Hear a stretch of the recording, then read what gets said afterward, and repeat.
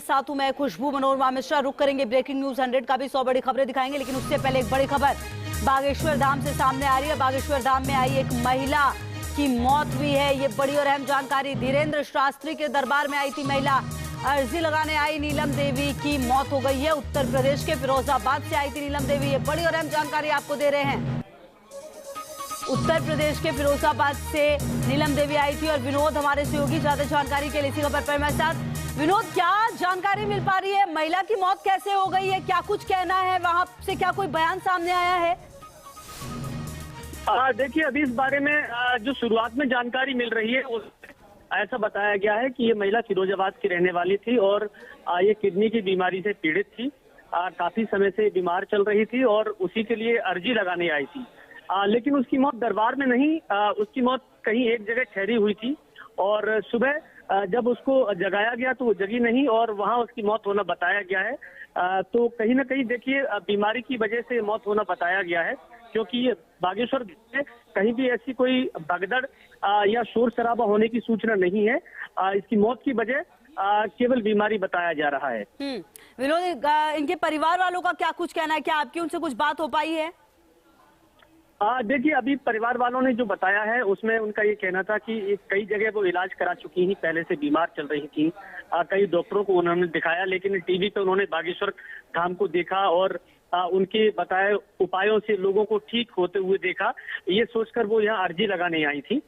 चूंकि ये भी बताया गया। ठीक है विनोद, रहिए आप हमारे साथ, महत्वपूर्ण जानकारी आप दे रहे हैं। और इसी बीच दर्शकों को ये भी बता दें, मध्य प्रदेश के छतरपुर में बागेश्वर धाम में पंडित धीरेन्द्र कृष्ण शास्त्री ने 13 फरवरी से धार्मिक आयोजन शुरू करवाया है, जो 19 फरवरी तक चलने वाला है। धीरेन्द्र शास्त्री के दिव्य दरबार में देश भर से भारी संख्या में श्रद्धालु और फरियादी पहुंच रहे हैं और अपनी अर्जी लगने का इंतजार कर रहे हैं। उत्तर प्रदेश के फिरोजाबाद से नीलम देवी अपने पति के साथ यहाँ पहुंची थी और पंडाल में बैठकर अर्जी लगने का इंतजार कर रही थी। उनकी तबीयत खराब थी जो और बिगड़ती चली गई और फिर उनकी मौत हो गई है।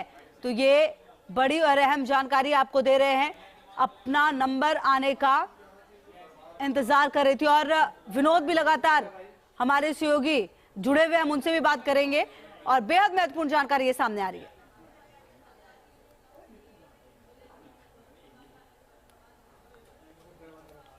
बागेश्वर धाम रुक रहे थे, बहुत बढ़िया काम चल रहा था। रोज परिक्रमा लगा रहे थे, रोज खा पी रहे थे। आज दरबार में लगने वाला था, वहाँ बैठे थे, बैठा के चलाया था। मैं परिक्रमा लगा के गया हूँ।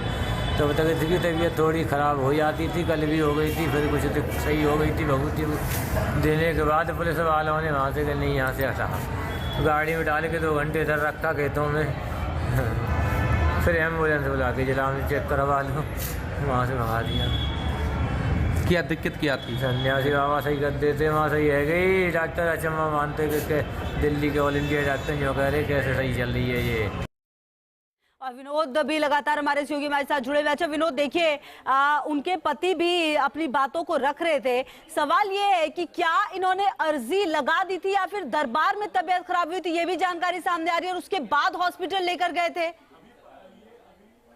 बिल्कुल, देखिए अभी इसमें चूंकि पति ने जो जानकारी दी है वो अभी भी जानकारी दी है। शुरुआत में जो जानकारी बताई गई थी उसमें ये बताया गया था कि वो कमरे में ठहरी हुई थी। अब चूंकि पति से बात हो गई और पति खुद ही बता रहे हैं, तो इसको कहीं ना कहीं लापरवाही का नजरिया भी देखा जा सकता है, क्योंकि खुद देखा है वहाँ बड़ी संख्या में 4-5 लाख लोगों की भीड़ थी, तो जाम लग जाते हैं, गाड़ियां फंस जाती हैं, एम्बुलेंस का निकलना भी मुश्किल हो पाता है। जिस तरह से उन्होंने बताया कि एम्बुलेंस पे ले जा रहे थे, जगह नहीं मिल पाई, उनकी मौत हो गई। तो ये प्रशासनिक ठीक है विनोद, बेहद महत्वपूर्ण जानकारी।